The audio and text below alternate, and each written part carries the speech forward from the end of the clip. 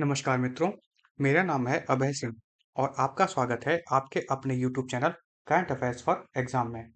चलिए आज दिनांक 4/8/2025 की प्रश्नावली शुरू करते हैं। निम्नलिखित में से किस राज्य सरकार ने हाल ही में फिल्म नीति सम्मेलन का उद्घाटन किया है? आपके ऑप्शंस हैं महाराष्ट्र, आंध्र प्रदेश, तेलंगाना, केरल। इसका सही जवाब है केरल। हाल ही में केरल के मुख्यमंत्री श्री पिनराई विजयन ने मलयालम फिल्म उद्योग के लिए एक व्यापक नीति तैयार करने में मदद करने के लिए केरल फिल्म नीति सम्मेलन का उद्घाटन किया है। चलिए अगले प्रश्न पर आते हैं। निम्नलिखित में से किसने मातृ वहन पहल शुरू की है? आपके ऑप्शंस हैं श्री अमित शाह, श्री नितिन गडकरी, श्री भूपेंद्र यादव, श्री जेपी नड्डा। इसका सही जवाब है श्री भूपेंद्र यादव। हाल ही में श्री भूपेंद्र यादव ने मातृ वहन पहल योजना शुरू की है। इस योजना के अंतर्गत गुरुग्राम के पास वाली अरावली पहाड़ियों में 750 एकड़ में थीम अरावली शहरी वन मातृ वन पहल जैव विविधता, पर्यावरण, पर्यटन और शहरी स्थिरता को बढ़ावा देने के लिए योजना लागू की जाएंगी। चलिए अगले प्रश्न पर आते हैं। निम्नलिखित में से किस राज्य ने सेबेटिकल अवकाश योजना शुरू की है? फ्रेंड्स, ये आ सकता है एमसीक्यू में, इसके बारे में आप अच्छे से पढ़ लीजिएगा। आपके ऑप्शंस हैं सिक्किम, लद्दाख, झारखंड, छत्तीसगढ़। इसका सही जवाब है सिक्किम। हाल ही में सिक्किम भारत का पहला राज्य बना है जिसने अगस्त 2023 में सेबेटिकल लीव योजना शुरू की थी, जिससे 5 साल की सेवा वाले अनियमित कर्मचारियों को 50% मूल वेतन के साथ बरकरार वरिष्ठता के साथ 1 से 3 साल की छुट्टी लेने में अनुमति मिलेगी। चलिए अगले प्रश्न पर आते हैं। निम्नलिखित में से किसे हाल ही में 83वीं लोकमान्य तिलक राष्ट्रीय पुरस्कार से सम्मानित किया गया है? फ्रेंड्स, ये पुरस्कार से रिलेटेड है, तो इसे याद कर लीजिएगा। आपके ऑप्शंस हैं श्री नरेंद्र मोदी, श्री नितिन गडकरी, श्री अमित शाह, श्री जेपी नड्डा। इसका सही जवाब है श्री नितिन गडकरी। हाल ही में केंद्रीय मंत्री श्री नितिन गडकरी को राष्ट्रीय विकास में उनके उल्लेखनीय योगदान के लिए पुणे में 43वें लोकमान्य तिलक राष्ट्रीय पुरस्कार प्रदान किया गया है। चलिए अगले प्रश्न पर आते हैं। मास्टरकार्ड ने हाल ही में पर्यटन को बढ़ावा देने के लिए निम्नलिखित में से किस राज्य सरकार के साथ सहयोग किया है? आपके ऑप्शंस हैं केरल, पंजाब, असम, आंध्र प्रदेश। इसका सही जवाब है आंध्र प्रदेश। मास्टरकार्ड ने हाल ही में पर्यटन को बढ़ावा देने के लिए आंध्र प्रदेश सरकार के साथ सहयोग पर हस्ताक्षर किए हैं। इस योजना के अंतर्गत आंध्र प्रदेश पर्यटन विकास निगम ने राज्य की वैश्विक पर्यटन छवि को बढ़ाने के लिए मास्टरकार्ड के साथ साझेदारी की है।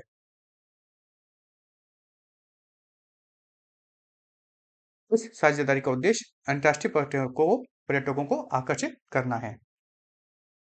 चलिए अगले प्रश्न पर आते हैं। निम्नलिखित में से कौन 2025 FISU विश्वविद्यालय खेलों में शीर्ष पर रहा? कौन सा देश?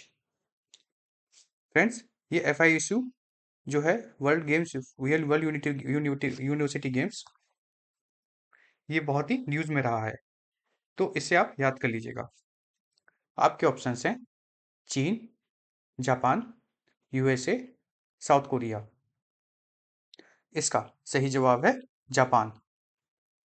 Japan 2025 FISU world university games में 79 पदकों के साथ शीर्ष पर रहा, जिसमें उसने 34 स्वर्ण पदक, 21 रजत पदक और 24 कांस्य पदक जीते। भारत इस FISU वर्ल्ड यूनिवर्सिटी गेम्स में 20वें स्थान पर रहा, जिसमें भारत ने कुल 12 मेडल जीते, जिसमें 2 स्वर्ण, 5 रजत और 5 कांस्य पदक शामिल थे। पहला स्थान जापान का था, दूसरा स्थान चाइना ने प्राप्त किया तथा तीसरा स्थान USA को मिला। ये जो 2025 FISU वर्ल्ड यूनिवर्सिटी गेम्स थे, यह जर्मनी में आयोजित किए गए थे और जर्मनी के खासकर राइन रूर रीजन में। चलिए अगले प्रश्न पर आते हैं। निम्नलिखित में से किसने हाल ही में ज्ञान भारतम मिशन शुरू किया है? आपके ऑप्शन हैं श्री नरेंद्र मोदी, श्री अमित शाह, श्री राजनाथ सिंह, श्री JP नड्डा। इसका सही जवाब है श्री नरेंद्र मोदी।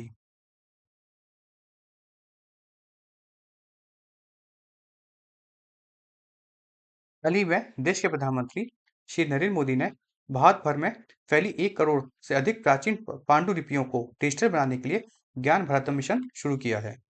फ्रेंड्स, क्योंकि ये डिजिटल इंडिया मिशन से रिलेटेड है तथा ये हिस्ट्री से भी रिलेटेड है, अतः ये क्वेश्चन आ सकता है, इसको आप याद कर लीजिएगा। पहला MCQ के बाद क्या बनेगा कि किसने ये शुरू किया है, तो श्री नरेंद्र मोदी ने। और ये ज्ञान भारत मिशन क्या है, इसमें जो पुराने 1 करोड़ पांडुलिपियां हैं उसे डिजिटल बनाया जाएगा। इस पांडुलिपियों को दुनिया भर के छात्रों, शिक्षकों और शोधकर्ताओं के लिए सुलभ बनाने हेतु राष्ट्रीय डिजिटल रिपोजिटरी बनाई जाएगी। यह मिशन भारत की बौद्धिक विरासत को संरक्षित करता है और विकसित भारत के दृष्टिकोण को समर्थन करता है। फ्रेंड्स, इससे MCQ आने की बहुत उम्मीद है, इसे एक बार आप याद कर लीजिएगा। चलिए अगले प्रश्न पर आते हैं। निम्नलिखित में से किस राज्य में भारत का पहला स्वदेशी एयर कुशन वाहन बनाया जा रहा है? आपके ऑप्शन हैं महाराष्ट्र, तमिलनाडु, कर्नाटक, गोवा। इसका सही जवाब है गोवा।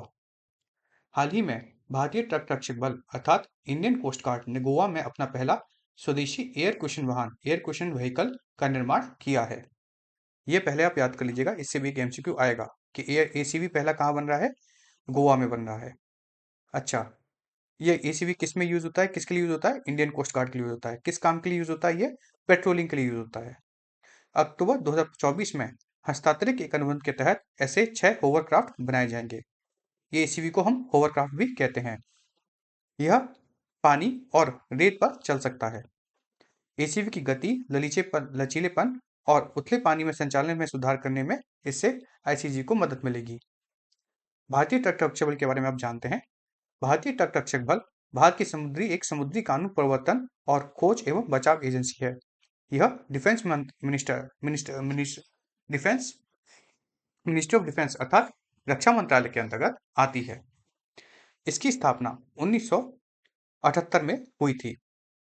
इसका आदर्श वाक्य अर्थात मोटो है वयम रक्षाम। तो हमने यहाँ पे कौन से MCQ यहाँ पे पढ़े कि भारत का ACV अर्थात होवरक्राफ्ट पहला कहाँ बन रहा है, गोवा में बन रहा है। दूसरा कि इसके से क्या फायदा मिलेगा, इससे जो गति लचीलेपन में तेजी आएगी, खासकर पेट्रोलिंग के दौरान। किसके लिए? ICG के लिए। ICG की स्थापना किसमें, ICG की स्थापना कब हुई थी? 1978 में। और ICG का मोटो क्या है? वयम रक्षाम। किसके अंतर्गत आता है ICG? मिनिस्ट्री ऑफ डिफेंस के अंतर्गत।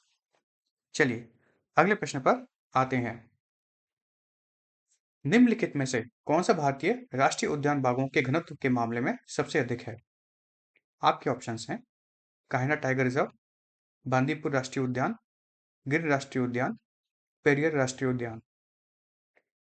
इसका सही जवाब है बांदीपुर राष्ट्रीय उद्यान। फ्रेंड्स, ये आने की उम्मीद है, तो एक बार इसे भी याद कर लीजिएगा। बांदीपुर राष्ट्रीय उद्यान जो कि कर्नाटका में स्थित है, वहां सबसे ज्यादा घनत्व है किसका? शेर बाघों का। Bandipur Nilgiri bio reserve bio reserve का हिस्सा है, जिसमें नागरहोल, मुदुमलाई और मायनाड भी शामिल हैं। बांदीपुर के बाघों का घनत्व 19.83 है प्रति 100 वर्ग किलोमीटर में, जो इसे भारत का सबसे अधिक घनत्व वाला क्षेत्र बनाता है। तो इससे क्या क्या MCQ आ सकते हैं कि बांदीपुर पहले कहाँ स्थित है, तो यह कर्नाटका में स्थित है। अच्छा, यह नीलगिरी बायो रिजर्व का हिस्सा है, बायोस्फीयर रिजर्व का हिस्सा है, और यहाँ पे सबसे ज्यादा बाघों की घनत्व पाई जाती है, जिसकी माप अगर हम कहें तो प्रति 100 वर्ग किलोमीटर में 19.83 है। मतलब प्रति 100 वर्ग किलोमीटर में लगभग 20 बाघ हैं। चलिए अगले प्रश्न पर आते हैं। एस बी के सिंह को हाल ही में किस राज्य केंद्र शासित प्रदेश के पुलिस आयुक्त के रूप में नियुक्त किया गया है, अर्थात पुलिस कमिश्नर? आपके ऑप्शंस हैं महाराष्ट्र, हरियाणा, दिल्ली, गुजरात। इसका सही जवाब है दिल्ली। एस बी के सिंह को हाल ही में दिल्ली का आयुक्त नियुक्त किया गया है। किसका? पुलिस का। एस बी के सिंह ने पूर्वोत्तर राज्यों में मिजोरम और अरुणाचल प्रदेश में पुलिस बलों के प्रमुख के रूप में भी कार्य किया है। चलिए अगले प्रश्न पर आते हैं। निम्नलिखित में से कौन सा खिलाड़ी अपनी पहली टेस्ट श्रृंखला में 4 शतक लगाने वाला पहला भारतीय खिलाड़ी बना है? आपके ऑप्शंस हैं शुभमन गिल, सचिन तेंदुलकर, सौरव गांगुली, एम एस धोनी। इसका सही जवाब है शुभमन गिल। शुभमन गिल अपनी पहली टेस्ट सीरीज में 4 शतक लगाने वाले पहले खिलाड़ी कप्तान बने हैं। यहाँ पे खिलाड़ी और कप्तान दोनों की बात है, मतलब जो खिलाड़ी कप्तान हो। 5 अन्य खिलाड़ियों ने जैसे कि Warwick Armstrong, Don Bradman, Greg Chappell, Virat Kohli और स्टीव स्मिथ ने कप्तान के रूप में अपनी पहली श्रृंखला में 3 शतक लगाए थे। कप्तान के तौर पर एक टेस्ट सीरीज में 4 शतक लगाने का रिकॉर्ड सिर्फ डॉन ब्रैडमैन और सुनील गावस्कर के नाम है, और शुभमन गिल अब इस सूची में शामिल हो गए हैं। चलिए अगले प्रश्न पर आते हैं। केचुसवाक्सो ज्वालामुखी निम्नलिखित में से किस देश में स्थित है? आपके ऑप्शंस हैं बेलारूस, सर्बिया, रूस, यूक्रेन। इसका सही जवाब है रूस। केल्यूचास्वाप ज्वालामुखी कामचटका प्रायद्वीप में एक स्थित सक्रिय ज्वालामुखी है। यह स्ट्रेटोवोल्केनिक ज्वालामुखी है। यह दुनिया के सबसे ऊंचे सक्रिय ज्वालामुखियों में से एक है। हाल ही में कामचटका में 8.8 तीव्र तक के भूकंप आया था, जिस कारण से यह ज्वालामुखी सक्रिय हो गया है। तो हमें क्या याद रखना है यहाँ पे कि ये जो ज्वालामुखी है केचू स्वास्क, मैं माफी चाहता हूँ अगर मैं गलत पढ़ रहा हूँ तो, ज्वालामुखी ये कामचटका में स्थित है। कहाँ पे? रशिया में। चलिए अगले प्रश्न पर आते हैं। CRIB रक्त समूह हाल ही में निम्नलिखित में से किस स्थान पर खोजा गया है? आपके ऑप्शंस हैं हैदराबाद, मुंबई, दिल्ली, बेंगलुरु। फ्रेंड्स यहाँ पे मैं आपको एक हिंट देना चाहूंगा कि नाम में ही इस आंसर का यह आंसर छुपा है। इसका सही जवाब है बेंगलुरु। इसमें जो ये आई और बी है ना फ्रेंड्स, ये इंडिया और बेंगलुरु है। इसका नोमेनक्लेचर, इसका जो नामांकन होता है वो ऐसे ही होता है। चलिए इसके बारे में जानते हैं। CRIB हाल ही में बेंगलुरु में खोजा गया एक रक्त समूह है। CRIB रक्त समूह प्रणाली को आधारिक तौर पर CRIB नाम दिया गया है, जिसमें CR का अर्थ है क्रोमर और IB का अर्थ है इंडिया और बेंगलोर। रक्त समूह नामांकन international society of blood transfusion द्वारा दिया जाता है। क्रिब दुनिया का सबसे दुर्लभ रक्त समूह एंटीजेंट है, जो हाल ही में कोलार की एक 38 वर्षीय महिला में खोजा गया है। तो फ्रेंड्स हमने यहाँ पे कौन कौन से MCQ कवर किए? पहला, CRB जो है वो बेंगलुरु में खोजा गया है, पहला। दूसरा, इसमें CR जो होता है वो क्रोमर होता है और IB भारत और बेंगलोर के लिए है। तीसरा, इसे international society of blood transfusion द्वारा नाम दिया जाता है, जो ये भी नाम, जो भी किसी रक्त समूह को नाम दिया जाता है। चलिए अगले प्रश्न पर आते हैं। अनहद सिंह ने 2025 विश्व जूनियर कैश स्क्वैश चैंपियनशिप में कौन सा पदक जीतकर इतिहास रच दिया है? आपके ऑप्शंस हैं स्वर्ण, रजत, कांस्य, कोई भी नहीं। इसका सही जवाब है कांस्य पदक। अनाहत सिंह जो महिला खिलाड़ी हैं, उन्होंने 2025 विश्व जूनियर स्क्वैश चैंपियनशिप में मिस्र में काहिरा में कांस्य पदक जीता है। यह भारत के लिए प्रतियोगिता में 15 सालों बाद पहला पदक है। इससे पहले 2010 में दीपिका पाल भारत की ही दीपिका पालिकल ने पदक जीता था। चलिए अगले प्रश्न पर आते हैं। लेकी ने एथेंस में अंडर 17 विश्व कुश्ती चैंपियनशिप में 110 किलोग्राम पुरुष फ्री स्टाइल वर्ग में निम्नलिखित में से कौन सा पदक जीता है? आपके ऑप्शंस हैं स्वर्ण, रजत, कांस्य, उपरोक्त में से कोई भी नहीं। इसका सही जवाब है रजत पदक। भारत के लेकी ने एथेंस में अंडर 17 विश्व कुश्ती चैंपियनशिप में 110 किलोग्राम पुरुष फ्री स्टाइल वर्ग में रजत पदक जीता है। चलिए अगले प्रश्न पर आते हैं।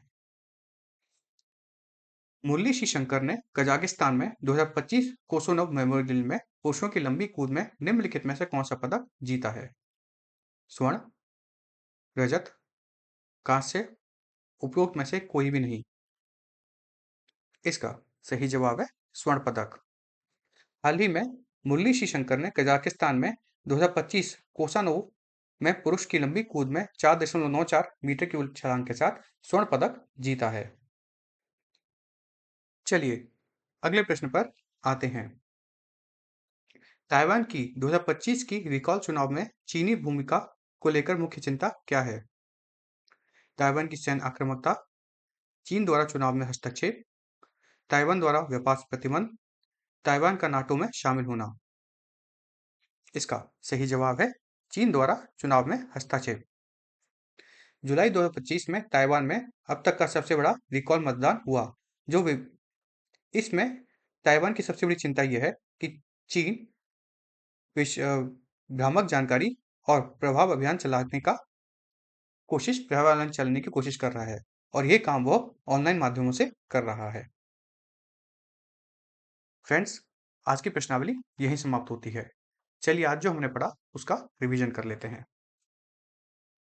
केरल के मुख्यमंत्री श्री पिनराई विजयन ने मलयालम फिल्म उद्योग के लिए व्यापक नीति तैयार करने में की मदद करने के लिए केरल फिल्म नीति सम्मेलन का उद्घाटन किया। श्री भूपेंद्र यादव ने मातृ वन पहल योजना शुरू की है। सिक्किम भारत का पहला राज्य बन गया है जिसने अगस्त 2023 में सबैटिकल लीव योजना शुरू की है। केंद्रीय मंत्री श्री नितिन गडकरी को राष्ट्रीय विकास में उनके उल्लेखनीय योगदान के लिए 43वां लोकमान्य तिलक राष्ट्रीय पुरस्कार प्रदान किया गया है। ये याद कर लीजिएगा फ्रेंड्स, ये इंपॉर्टेंट है, ये वाला एमसीक्यू एक ये इंपॉर्टेंट है। मास्टर कार्ड ने हाल ही में पर्यटन को बढ़ावा देने के लिए आंध्र प्रदेश सरकार के साथ सहयोग किया है। जापान 2025 फीसू विश्वविद्यालय खेलों में 79 पदकों के साथ शीर्ष पर रहा, जिसमें 34 स्वर्ण पदक, 21 रजत पदक और 24 कांस्य पदक थे। इसमें भारत का स्थान 20वां था तथा जापान के बाद चाइना का स्थान था और तथा यूएसए का स्थान था, जो दूसरे और तीसरे क्रमशः स्थान पर थे। श्री नरेंद्र मोदी ने हाल ही में भारत भर में फैली 1 करोड़ से अधिक प्राचीन पांडुलिपियों को डिजिटल बनाने के लिए ज्ञान भारत मिशन शुरू किया है। इससे क्वेश्चन बनेगा फ्रेंड्स। हाल ही में भारतीय तटरक्षक बल ने गोवा में अपना पहला स्वदेशी एयर क्वेश्चन वाहन का निर्माण शुरू किया है। भारत के कर्नाटक राज्य में स्थित बांदीपुर राष्ट्रीय उद्यान में दुनिया में बाघों का सबसे सर्वाधिक घनत्व वाले बाघ उद्यानों में से एक है। एसबी के सिंह ने हाल ही में दिल्ली का आयुक्त नियुक्त किया गया है पुलिस का। शुभमन गिल अपनी पहली टेस्ट सीरीज में 4 शतक लगाने वाले पहले खिलाड़ी बने हैं, जो कप्तान भी हैं। जुलाई 2025 में ताइवान में अब तक का सबसे बड़ा रिकॉल मतदान हुआ। केलेस्कोय ज्वालामुखी कामचटका प्रायद्वीप में स्थित है, जो रशिया में आता है। यह अभी फटा है क्योंकि कामचटका में 8.8 तीव्रता का एक भूकंप आया था। हाल ही में बेंगलुरु में क्रिब रक्त समूह की खोज की है। यह एक बहुत ही दुर्लभ रक्त समूह है।